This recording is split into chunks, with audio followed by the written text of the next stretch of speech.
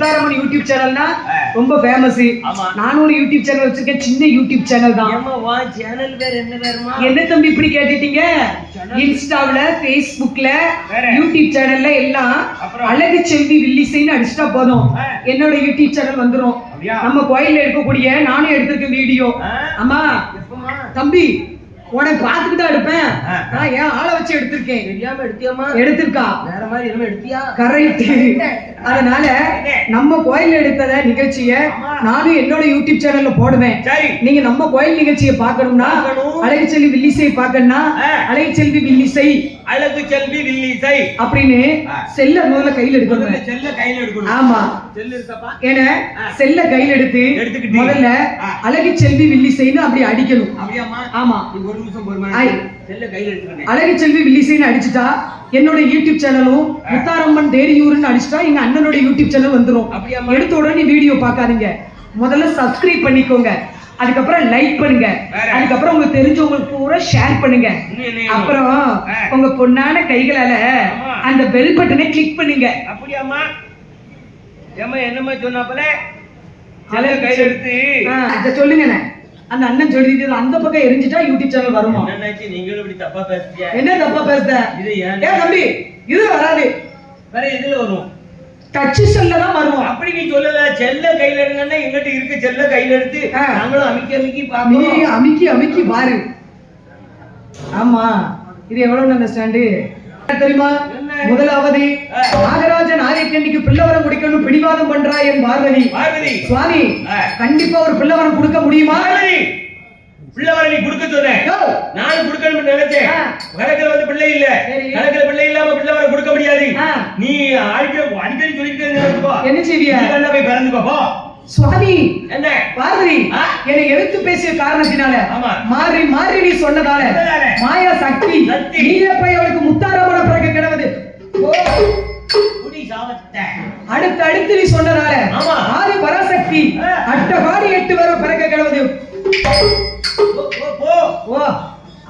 சாபத்தை கொடுத்த உடனே பார்வதி அப்படி பதறுதா. சுவாமி நான் போய் பிள்ளைய பிறப்பதா? மாத்தி பிறப்பதற்கு வர முடியும். நான் போய் பிள்ளைய பிறந்தா உங்களுக்கு பணிபடைகள் செய்யக்கூடியது யாரு? ஆக்கது யாரு? அவைக்கது யாரு? பொங்கது யாரு? உங்களுக்கு பாத பூஜை பணிபடைகள் செய்வது யாரு அப்படின்னு சொல்லி பார்வதா தேவியானவள் பகவானை பார்த்து என்ன கேட்டா தெரியுமா? கர்மானிட பெண் வாயத்தி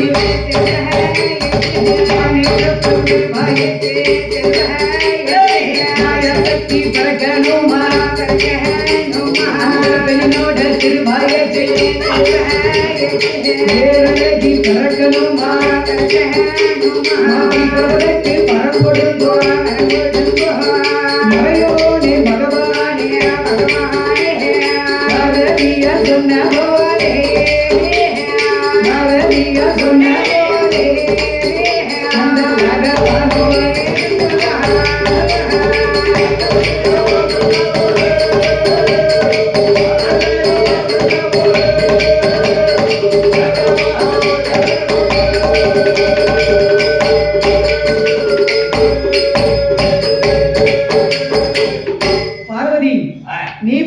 கருவாகி உருவாகி 300 நாள் சென்று பிறக்க வேண்டாம்.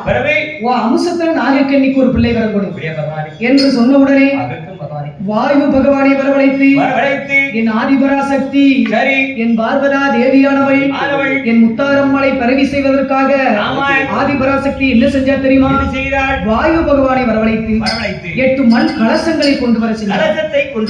8 மண் கலசம் 10 கடலுக்கு அப்பால இருக்கும். அதை கொண்டு வந்து வாயு பகவான் அந்த பார்வதி அம்மா கையில கொடுத்தார். பார்வதி அம்மா 8 மண் கலசத்தை வாங்கி தன்னுடைய சக்தியை பூரா அந்த கலசத்துல அடைச்சி அதற்கான நாகக்கண்ணி அம்மா கையில கொடுக்காங்க. நாகக்கண்ணி அம்மா அந்த மண் கலசத்தை வாங்கி அந்த மண் கலசத்தை தான் 41 நாள் ஒரு மண்டலம் அடகாத்து 41வது நாளையில கலசம் வெடிச்சு முத்தாரம்மா பரப்பா. சிலவங்க பாடுவாங்க நாகராஜ நாயக்கனி 8 முட்டை விட்டாங்க, 8 முட்டையில வந்து அம்மா பிறந்தாலும் பாடுவாங்க. அப்புறம் எப்படி படிக்கணும்? அப்படி பாடப்படாது. அப்புறம் எப்படிமா பாடணும்? அம்மன் கதையிலே இந்த கதை ரொம்ப முக்கியமான ஒரு கதை. அப்படியாமா? தயவு செய்து முத்தாரம்மா வந்து முட்டையில பிறக்கல. பரவி எப்படி பிறந்தா? நாகராஜ நாயக்கனி பாம்பு தானே. பாம்புனா முட்டை தானே விடுவாங்க. முட்டை தானே முட்டை தானே அம்மா பிறந்தா. அப்படின்னு நீங்க கேட்கலாம். நான் கேட்கேன். ஆண்டவன் ஆதியில படைக்கையில உலகத்துல இந்த நிமிஷம் வர ஆமா வைகாசி மாசம் 2ஆம் செவ்வாய்க்கிழமை மணி கரெக்டா இப்போ 1:45 ஆயிடுது. இந்த நிமிஷம் வர உலகத்துல கடவுள் 2 ஜீவனை தான் படைச்சாரு. அப்படி என்னமா படைச்சாரு? காது உள்ளது ஒரு ஜீவன், செவி உள்ளது ஒரு ஜீவன். அப்படியாம்மா? காது உள்ள ஜீவன் கன்று ஈன்று எடுக்கும். சரி. செவி உள்ள ஜீவன் முட்டை இட்டு குஞ்சு பொரிக்கும். அப்படியாம்மா? ஆமா. அது என்னமா காது உள்ளது செவி? காது உள்ளதுன்னா என்ன? காது உள்ள ஜீவன் எடுத்துக்கோங்களேன். ஆடு. ஆடு வந்து குட்டி போடும். மாடு குட்டி போடும். யானை குட்டி போடும். சிங்கம் குட்டி. கரடி குட்டி போடும். புலி குட்டி. சிறுத்தை குட்டி போடும். பொண்டாட்டி 2 குட்டி போட்டா. இப்படி காது உள்ள ஜீவன் கன்று ஈன்று எடுக்கும். அப்படியாம்மா? ஆமா. அந்த செவி உள்ளன்னு சொல்லலா? செவி உள்ள ஜீவன் சொன்ன இல்லையா? அது என்னது? முட்டை இட்டு அடைகாத்து குஞ்சு பொரிக்கும். அப்படியாம்மா? ஆமாண்ணே. அப்ப அது என்னலாம்? ஏன்னா பாம்பு, பல்லி, மீன், டைனோசர், வாத்து, கோழி, இது பூரா முட்டை இட்டு அடைகாத்து குஞ்சு பொரிக்கும். இவங்க பாம்புனோட இவங்க வந்து பாம்பே கிடையாது. அப்புறம் நாகங்களுக்கெல்லாம் நாகம். அவங்க எப்படி இருப்பாங்க தெரியுமா? எப்படி இருப்பா? அவங்களுக்கு மனிதர் மாதிரி முகம், அதாவது வந்து நம்மள மாதிரி முகம். கழுத்துக்கு கீழே தான் பாம்பினுடைய சொரூபம். கழுத்துக்கு கீழே தான் பாம்பு. பாம்பு இல்ல முடியுமா? பாம்பு. இரு பிறவியா பிறந்திருக்காங்க. 2 பிறவியா பிறந்திருக்காங்க. ஆதியில ஆண்டவன் படைக்கையில முதலாவது ஆதியில படைச்சது ஒரு பெண்ணு. ஆதியில உதித்தவள் ஆதிபராசக்தி. ஆதிபராசக்தி ஆதிபராசக்தி. ஆதியில உதிச்சவ ஆதிபராசக்தி. அந்த ஆதிபராசக்தி அம்சத்துல பிறந்தவ தான் இந்த சுயம்புவா முளைச்ச தேரியூர் முத்தாரம். உண்மைதானே? ஏங்க சொல்றோம்னா பெண்கள்லாம் சக்தியின் வடிவம், ஆண்கள்லாம் சிவனின் வடிவம். ஆம்பளை எல்லாம் நம்ம எல்லாம் சிவன் மாதிரி, பெண்கள்லாம் சக்தி மாதிரி. அதான் பெண்களுக்கு அடிக்கடி கோபம் அதிகமா வருது. தீ ஏன இந்த அம்மங்கரையில இந்த கதை ரொம்ப முக்கியமான கதை. அம்மா வந்து முட்டையில வந்து பிறந்தாலும் பாடக்கூடாது. அப்படி படிச்சாலும் நம்ம ஏன் கலசத்துல ஏன் பிறந்தாலும் படிக்கணும்? அதான் ஒரு முக்கியமான கருத்து இருக்கு. ஏன் மண் கலசத்துக்கு அந்த காலத்துல அம்மனை பரிசு செஞ்சிருக்காங்க தெரியுமா? ஏட்லாம் அந்த காலத்துல எழுதி வச்சது. அதான் இப்பவும் ஐயமார்கள் வந்து ஏன்னா ஓம்ப கூட்ட வளர்த்து அந்த மண் கலசத்துல நூலை சுத்தி அதுல கலசத்தை வச்சு அதுல உரி ஏத்தி அதைத்தான் சாமி தலாமுடியில கொண்டு வைப்பாங்க. அப்படியாமா? ஆமா. சரி. மேல கோபுரம் எவ்வளவு பெரிய கோபுரம் கட்டுங்க, மேல கலசம் இல்லாத கோபுரம் எந்த கோபுரமும் கிடையாது. கோபுரம் இல்லாத கலசமும் கிடையாது, கலசம் இல்லாத கோபுரமும் கிடையாது.